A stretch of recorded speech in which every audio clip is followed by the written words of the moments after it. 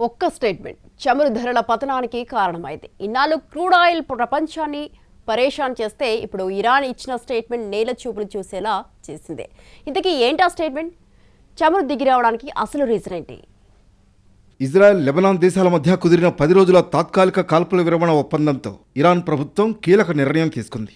ప్రపంచ వాణిజ్యానికి అత్యంత వ్యూహాత్మకమైన హర్ముజ్ జలసంధి గుండా వాణిజ్య నౌకల రాకపోకలకు ఇరాన్ షరతులతో కూడిన గ్రీన్ సిగ్నల్ ఇచ్చింది. సీజ్ ఫైర్ అమల్లో ఉన్నన్ని రోజులు అన్ని వాణిజ్య నౌకలు హర్ముజ్ గుండా స్వేచ్ఛగా ప్రయాణించవచ్చని ఇరాన్ విదేశాంగ మంత్రి అబ్బాస్ అరాగ్చి అధికారికంగా ప్రకటించారు.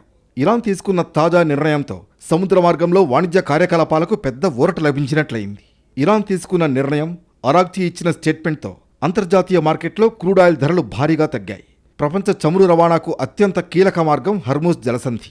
ప్రపంచవ్యాప్తంగా వినియోగించే ముడి చమురులో దాదాపు 30% ఈ జలసంధి ద్వారానే రవాణా అవుతుంది.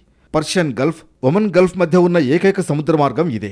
దీనికి ఒకవైపు ఇరాన్, మరోవైపు ఒమన్, యునైటెడ్ అరబ్ ఎమిరేట్స్ ఉన్నాయి. ఇజ్రాయెల్, అమెరికా యుద్ధంలో హర్ముజ్ను ఒక ఆయుధంగా ప్రయోగించింది ఇరాన్.